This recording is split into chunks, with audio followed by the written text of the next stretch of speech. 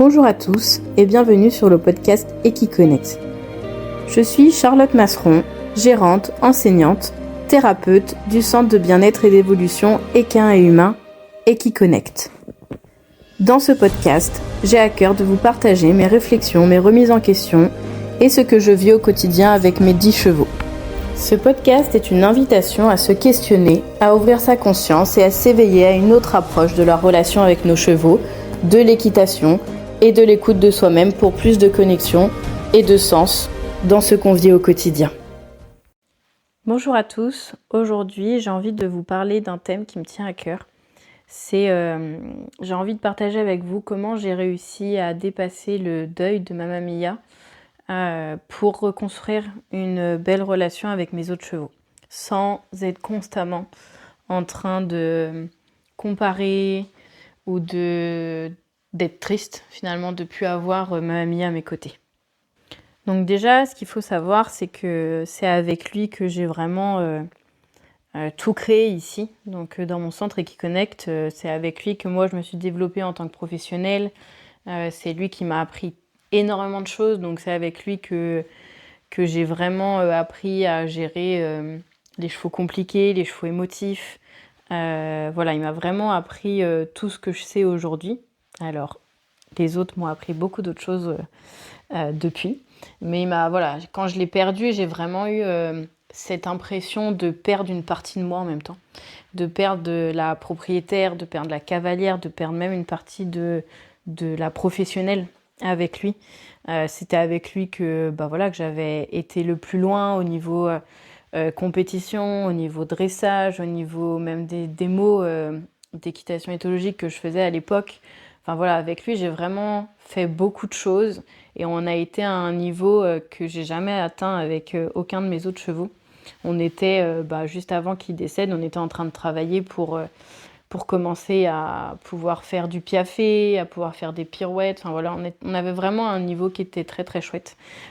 Autant dans notre communication, je pensais galop, j'avais un cheval en dessous de moi qui était au galop. Enfin, il était devenu très sportif, très souple, très bien musclé.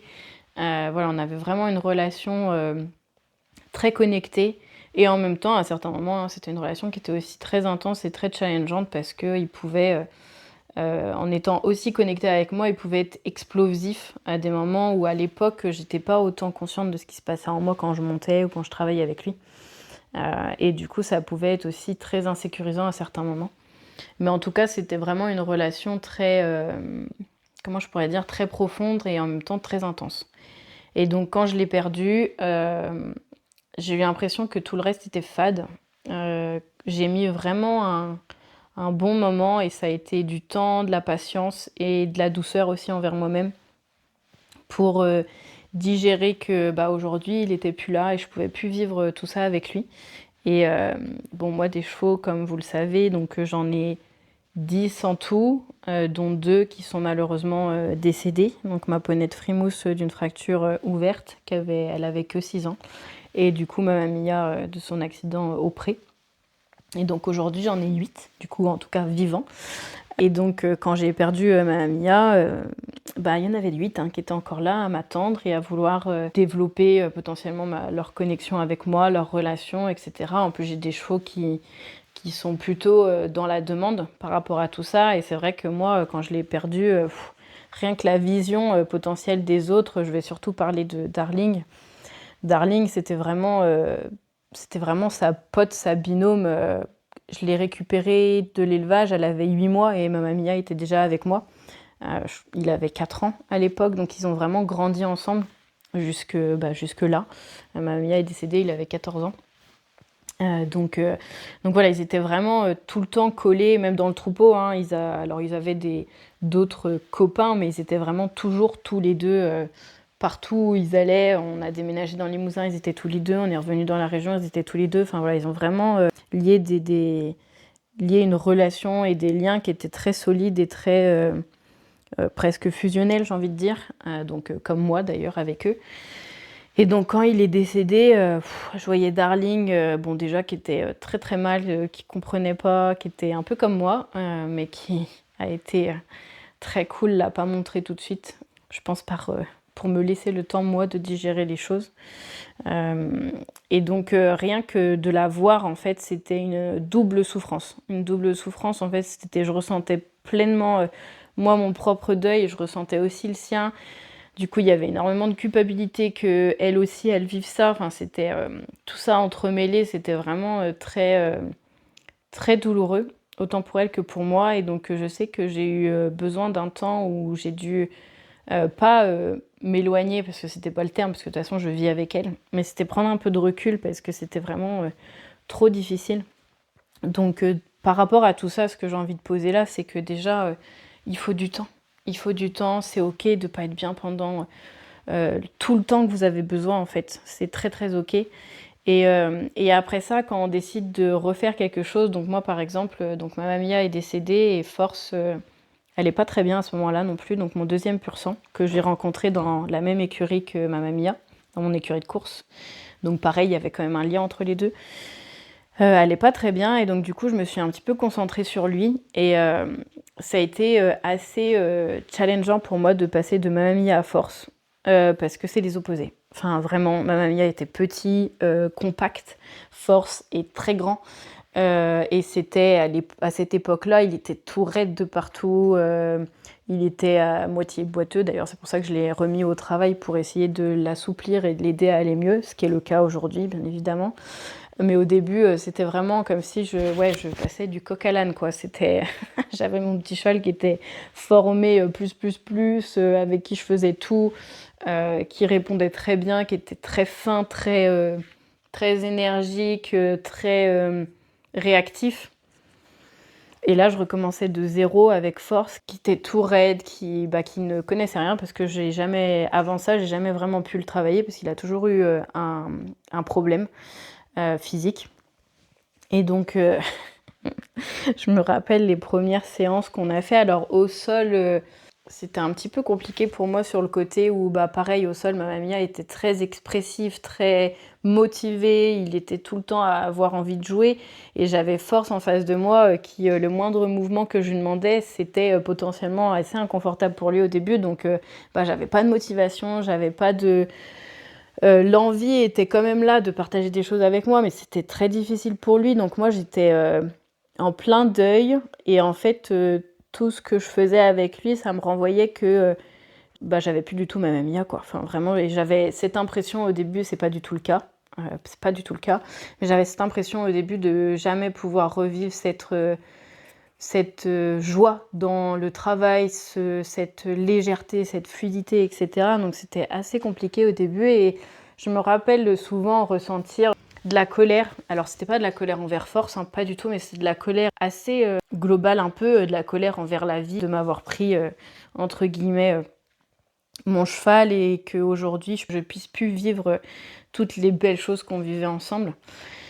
Quand j'allais dans le pré, je me rappelle, il arrivait, il voulait jouer tout de suite, donc il cabrait, on partait en courant, enfin voilà, on faisait beaucoup de choses comme ça, et c'est vrai que c'est plus le cas aujourd'hui, mais à l'époque, je pensais qu'il y avait que lui avec qui j'allais pouvoir faire des choses comme ça. Et finalement, c'est pas le cas, mais il a fallu me laisser le temps, en fait, de me rendre compte que oui, j'ai perdu mon cheval, physiquement, il est plus là, il est plus dans mes prés, je peux plus vivre tout ce que je voulais vivre avec lui, je peux plus même aller plus loin par rapport à là où on en était, parce que j'avais quand même pas mal d'objectifs, surtout en dressage, d'aller plus loin, potentiellement aussi de développer un petit peu l'obstacle, alors pas forcément ressauter les hauteurs qu'on sautait, mais en tout cas aller sur de l'obstacle en cordelette, où on s'amuse, etc. Et bien évidemment, tout ça, j'ai pas eu le temps de le faire. Et c'était très très frustrant de reprendre de zéro avec... quasiment tous mes autres chevaux, à part Darling, parce que Darling, je l'avais déjà un petit peu travaillé, mais on n'en était absolument pas au même niveau qu'avec ma Mamia. C'était très frustrant pour moi au début de reprendre avec mes autres chevaux, un petit peu de zéro, comme s'il fallait tout refaire. Tout refaire de zéro, c'était très démotivant même. Quand je faisais des séances, je me rappelle au début, j'étais là, oh là là, en fait, je reprends tout vraiment aux bases... Ouais, vraiment, c'était tout aux bases. Donc, en fait, c'est normal de ressentir tout ça. Et après, c'est regarder ce qui est le plus important, en fait, finalement, pour vous. Est-ce que c'est vraiment d'arriver à ces exercices que moi, à l'époque, je commençais à toucher du doigt et qui étaient très intéressants? Ou est-ce que c'est de finalement prendre le temps de créer une relation, d'évoluer avec chaque cheval. Et finalement, c'est ça le plus important. Finalement, il y a des moments, hein, j'ai vraiment, avec la douleur et tout, je me suis vraiment demandé si j'allais continuer à travailler mes chevaux, si j'allais continuer, si finalement aujourd'hui c'était encore pour moi tout ce chemin-là, parce que c'était vraiment douloureux. C'était vraiment douloureux et il y avait vraiment un truc en moi et qui se disait oh là là, le chemin il est trop long et en même temps, pourquoi pour finalement quand on y arrive, les perdre et avoir mal comme ça, être vraiment si triste et si voilà, le traumatisme était quand même bien présent et donc quand je travaillais mes chevaux, il y avait et une envie de développer ma relation avec eux parce que clairement, bah, ça a du sens pour moi, c'est ce qui me nourrit, c'est ce qui me fait vibrer, j'adore ça. Et en même temps, il y avait un gros frein de ouais, mais bon, en fait, avec maman, on a développé tout ça, on a été aussi loin, ça a été tellement puissant, tellement chouette que je suis pas sûre, en fait, finalement, d'avoir envie de recréer quelque chose d'aussi profond et quelque chose d'aussi chouette avec mes autres chevaux, parce qu'en fait, quand je le perds, c'est trop douloureux. C'est trop douloureux, c'est trop dur, en fait. Alors, bien évidemment, si je vous en parle, c'est que je me suis pas arrêtée là et j'ai pas arrêté de le faire, mais je me suis laissé le temps. Je me suis laissé le temps et quand c'était trop dur et que mes émotions prenaient le dessus, ben en fait c'était ok, je faisais une pause, je laissais sortir tout ce qu'il y avait à sortir, mes chevaux étaient là en face de moi, potentiellement même surtout à me soutenir.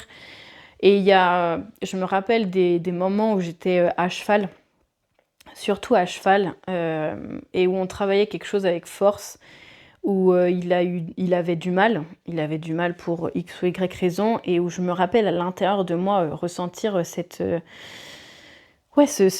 émotion assez intense de frustration, de colère, etc. Et quand je ressens ça, en fait, je m'arrête. Je m'arrête parce que si on met pas de cohérence et de conscience là-dessus, potentiellement, on pourrait se dire bah, c'est mon cheval, il me saoule, ça va pas comme je veux, gna gna gna. Mais non, mais en fait, là, c'était juste mon deuil qui parlait, c'était juste ok, juste là, aujourd'hui, on n'arrive pas forcément à faire cet exercice, en tout cas tout de suite.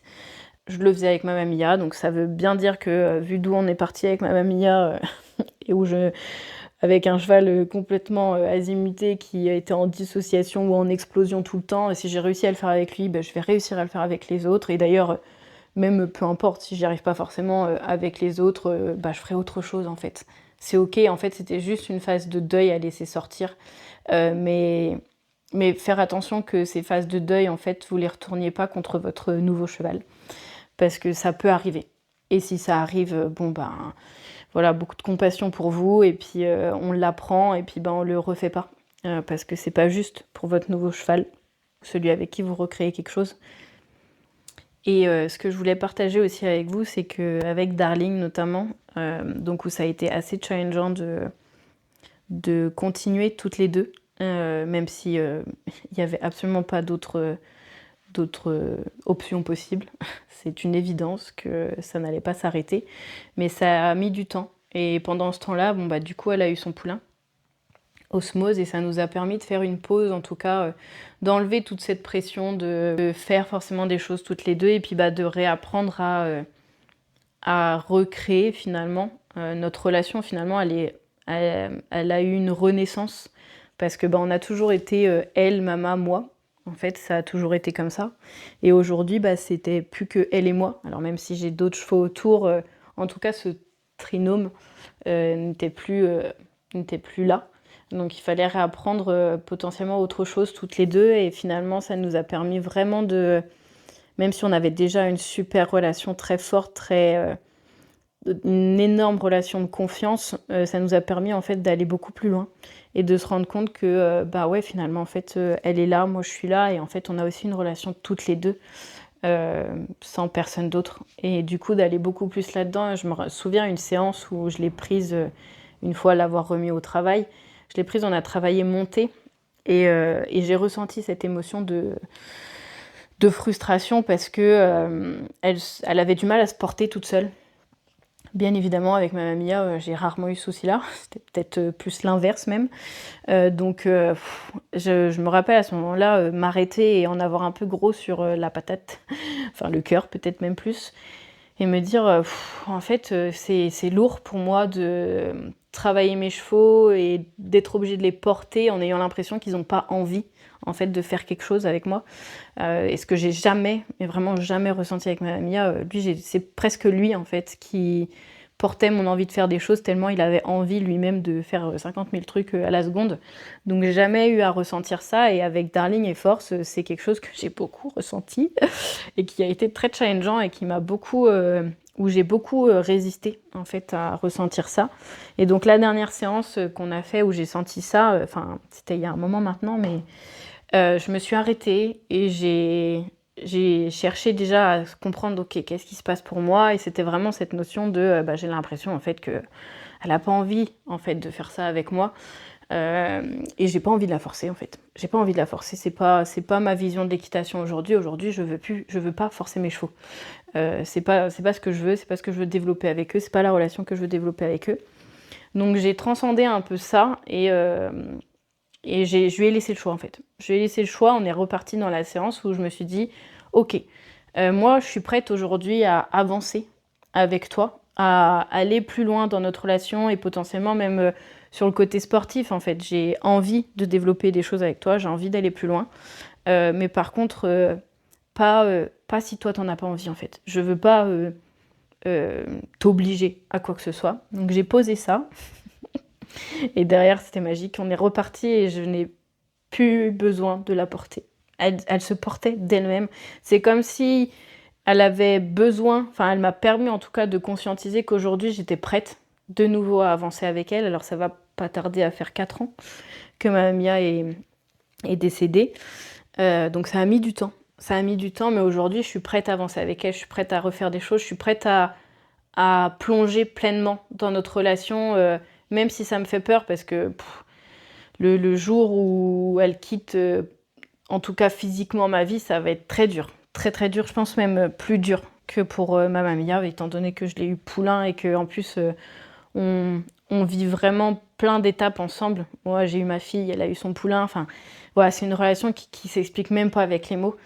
Donc je sais qu'un jour ça arrivera, et d'ailleurs le plus longtemps possible, dans très très longtemps ça me va très bien, donc je sais que ce sera dur, mais en fait je vais choisir de plonger pleinement et de profiter pleinement de tout ce qu'on peut s'offrir mutuellement et de tout ce qu'on peut faire ensemble, de tout ce qu'on peut découvrir ensemble, de tout ce qu'on peut transformer ensemble, par amour en fait d'elle, de notre relation, de tout ce qu'on vit. Et je vais mettre cette peur de côté entre guillemets, parce que je veux pas en fait avoir peur tout le temps, tous les jours, de perdre mes chevaux. Et c'est quelque chose qui a été très présent en moi depuis la mort de Frimousse et la mort de ma Mia. C'est en plus en ayant 8, clairement, voilà, j'ai 8 stress différents. Bon, mon poney en plus a pris 30 ans cette année, donc forcément il y a des angoisses, et c'est vrai que je me suis vue souvent angoissée, juste les regarder et me dire oh, mais pourquoi j'en ai accepté autant dans ma vie en fait. C'est comment je vais faire pour survivre à 8, 8 décès, 8 morts de mes chevaux, comme ça, là, comment je vais faire, en fait. Et des fois, il y a les angoisses qui prenaient beaucoup le dessus par rapport à tout ça. Bon, déjà, je reviens dans le présent. Aujourd'hui, maintenant, tout de suite, ils vont tous très bien et ils sont tous vivants, hein. Et potentiellement, je vais pas les perdre les 8 en même temps, s'il vous plaît. Mais voilà, il y a vraiment à mettre de la conscience là-dessus et préférer finalement, oui, j'en ai 8, et oui, un jour, ça arrivera pour chacun d'eux. C'est inévitable, même si j'aimerais bien trouver une potion magique pour que ce soit pas le cas. Enfin, voilà, c'est inévitable, c'est là. Mais pour autant, je vais mettre mon focus sur justement profiter au maximum de tout ce qu'on peut faire ensemble, de tout ce qu'on peut apprendre ensemble, de tout ce qu'ils peuvent me transmettre, comme finalement ce que j'ai fait avec ma Mia, parce que ma Mia, à aucun moment, je me suis posé la question de sa mort, parce qu'en plus il a toujours été plutôt en très bonne condition physique, il a toujours été bien physiquement, beau, en état, enfin voilà, pourtant c'est un pur sang, hein. Beaucoup diront que les pur sangs sont difficiles à maintenir en état auprès, ce qui n'est pas le cas quand ils ont tout ce qu'il faut. Voilà, petite piqûre de rappel au passage. Mais voilà, j'ai jamais eu cette... Alors peut-être, ça m'est déjà passé par la tête de un jour il sera plus là, mais vraiment pas autant qu'aujourd'hui, où je sais que ça peut arriver très rapidement. Et c'est vrai que ça a été un frein à certains moments pour développer et aller plus loin dans ma relation avec mes autres chevaux, parce que y avait cette peur de si je vais plus loin et si j'approfondis cette relation, le jour où ils partent, mon cœur, en fait, il se déchire, quoi. Il se déchire, donc finalement, est-ce que je resterai pas sur des relations superficielles où on va pas trop en profondeur et où du coup, je m'attache pas trop, ce qui est intrinsèquement impossible pour moi de toute façon. Je veux dire, ils arrivent chez moi, de toute façon, voilà, je vis quelques moments avec eux, je m'attache. Voilà, bim, c'est impossible de faire autrement. Mais en tout cas, je sais que voilà, j'étais un peu, comment je pourrais dire, un peu le cul entre deux chaises sur j'ai envie d'aller plus loin parce que moi, une relation superficielle, ça me correspond pas, c'est pas ce que j'aime, c'est pas ce que je veux vivre. Et en même temps, oh là là, ralentis Charlotte, parce que quand c'est trop profond, trop émotionnel, trop intense, hein, finalement, le jour où ils partent, ça fait super mal en fait, ça fait super mal et tu mets des années à t'en remettre, quoi. Donc voilà, j'ai oscillé entre les deux, en fait, pendant plusieurs années, du coup, parce que ça fait plusieurs années qu'il est décédé, et que Frémousse aussi. Donc pendant plusieurs années, j'ai oscillé entre j'ai envie, mais pas trop, et en même temps j'y vais, etc. Et là je sens aujourd'hui que c'est bon, c'est ok, c'est derrière moi tout ça, et que je préfère y aller et aller dans la relation pleinement, en profiter pleinement, autant dans les moments faciles que dans les moments difficiles. Mais au moins, je sais que le jour où ils partent, je regretterai pas en fait. Je regretterai pas d'avoir vécu pleinement cette relation. Au contraire, j'en serais heureuse, parce que d'ailleurs, s'il y a bien quelque chose que je regrette pas avec ma mamie, c'est qu'on a tout vécu, mais à 100 à l'heure pleinement, et on a plongé autant lui que moi dans cette relation, on a tout fait. On s'est laissé porter en fait, on s'est laissé porter et on a vraiment vécu des choses très très chouettes, et finalement c'est ça l'apprentissage qui me laisse, et son héritage c'est d'y aller à fond. Donc c'est ce que je vais faire avec mes autres chevaux, alors sans oublier les apprentissages qu'il m'a transmis sur tout le côté émotionnel, tout le côté prendre conscience de ce qu'il y a en soi, s'écouter, etc. Mais par contre, je vais arrêter de freiner et je vais plonger pleinement dans les autres relations avec mes chevaux, et je vais profiter de chaque moment avec cette sensibilité et cette vision que je sais, ils sont pas éternels, je sais que ça fait peur, bien évidemment que ça fait peur, et en même temps, justement, c'est pour ça qu'on y va pleinement, qu'on plonge pleinement et qu'on profite de chaque instant, et que j'ai de la gratitude à les avoir avec moi tous les jours. Par exemple, mon poney, il a 30 ans, alors bien évidemment que voilà, c'est challengeant et ça fait peur, et en même temps, je m'en détache pas. On pourrait se dire, oh là là, il vieillit, je vais m'en détacher pour anticiper quand il va partir, mais non, au contraire, j'en profite pleinement, et il est là, et c'est super chouette, et tant qu'il est là, on va vivre pleinement cette relation, on va approfondir encore cette relation, on va continuer à avoir cette connexion et ce lien qui est si beau finalement. Et puis le jour où il partira, je serai contente d'avoir vécu ça jusqu'au bout. Donc voilà ce que je voulais vous partager quand on perd un cheval et qu'on a vécu et qu'on vit un deuil, parce que pour moi le deuil s'arrête pas vraiment finalement, qu'on vit un deuil et qu'on est ok de replonger et d'avoir une relation avec un nouvel animal ou un animal qui était déjà là, mais en tout cas d'aller plus loin dans la relation. Voilà, le plus important pour moi, c'est de s'écouter, de prendre le temps qu'il y a besoin de prendre, et d'avoir conscience de ce qui se passe quand on vit un deuil, parce qu'il se passe quand même beaucoup de choses, et on peut vite faire porter ce poids à l'animal qui est là par la suite. Et ça, c'est à mon sens à éviter au maximum, parce que c'est pas pour ça qu'on prend un deuxième animal. Au contraire, c'est pour prendre les héritages du premier et puis profiter pleinement du deuxième et des apprentissages qu'on fera avec le deuxième, forcément, parce que il y a toujours des apprentissages avec nos animaux, des apprentissages et des expériences, et finalement juste le fait de vivre ensemble, quoi, de vivre ensemble pleinement en s'autorisant à aimer de nouveau.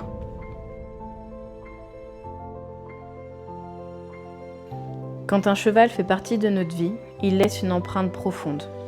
Alors quand vient le moment pour lui de nous quitter, on a l'impression qu'une partie de nous disparaît avec lui. Pourtant, rien ne disparaît vraiment. tout ce qu'on a vécu ensemble, appris, ressenti, découvert et transformé, reste vivant, là, en nous. Nous perdons sa présence physique, oui, et c'est douloureux, évidemment. Mais nous gagnons tout ce que sa présence a construit dans notre cœur et dans notre corps. Et ce cadeau-là, personne ne peut nous l'enlever. Et lorsqu'un autre cheval arrive, nous ne repartons jamais de zéro. Nous avançons avec tout l'héritage du premier, les sensations, les compréhensions, les erreurs, les prises de conscience. Et tout ça devient la base d'une nouvelle relation, unique elle aussi, et qui nous apprendra autre chose autrement, sans jamais effacer ce que le premier a offert. Chaque rencontre est un cadeau, et même si leur départ est douloureux, le chemin partagé, lui, en vaut toujours la peine. L'amour reste, l'amour transforme, et l'amour continue de nous guider d'un cheval à l'autre, et surtout d'un cœur à l'autre.